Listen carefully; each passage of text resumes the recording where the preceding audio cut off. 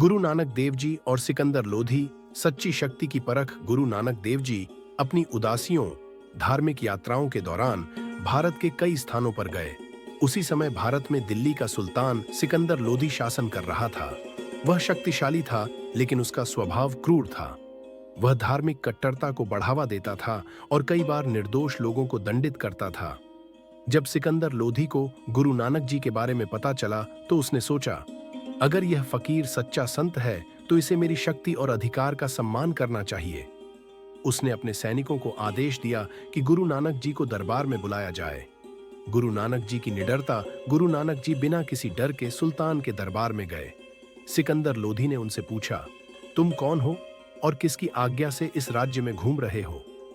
गुरु नानक जी मुस्कुराकर बोले, मैं एक साधारण यात्री हूं जो परमात्मा के आदेश पर संसार में प्रेम, सत्य और भक्ति का संदेश फैला रहा है।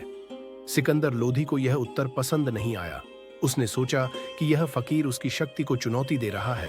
उसने कहा, क्या तुम मेरे शासन को नहीं मानते? मैं तुम्हें दंड दे सकता हूं। गुरु नानक जी शांत भाव से बोले, राजा, तुम्हारी शक्ति केवल इस संसार तक सीमित है। सच्चा राजा वह है जो अपने मन और अहंकार पर विजय प्राप्त कर ले। परमात्मा की शक्ति सबसे ऊपर है। कारागार में डालना और चमत्कार। सुल्तान को यह सुनकर क्रोध आ गया। उसने गुरु नानक जी को कारागार में डालने का आदेश दिया। लेकिन जब सैनिकों ने गुरु नानक जी को जेल में बंद किया, तो वहां एक अद्भुत दृश्य देखने को मिला। गुरु नानक जी जेल में बैठे एक ओंकार सतनाम का जाप कर रहे थे।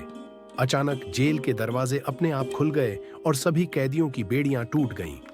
यह देखकर सुल्तान चकित रह गया। उसने गुरु नानक जी को सम्मानपूर्वक अपने दरबार में बुलाया और क्षमा मांगी।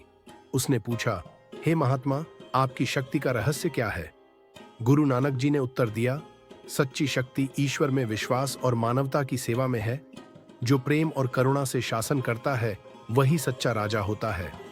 सुल्तान का परिवर्तन। गुरु नानक जी की शिक्षा से प्रभावित होकर सिकंदर लोधी ने धार्मिक सहिष्णुता अपनाने का वचन दिया और निर्दोष लोगों पर अत्याचार करना बंद कर दिया। सीखने योग्य बातें। 1. सच्ची शक्ति हथियारों में नहीं, बल्कि सत्य और प्रेम में होती है। 2.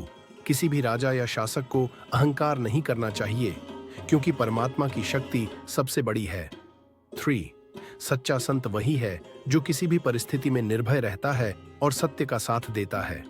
4. ईश्वर में सच्ची भक्ति रखने वाले व्यक्ति को कोई भी बंधन रोक नहीं सकता। यह साखी हमें यह सिखाती है कि धर्म और सत्य की राह पर चलने वाला व्यक्ति किसी भी संकट से नहीं डरता, क्योंकि उसके साथ ईश्वर होते हैं।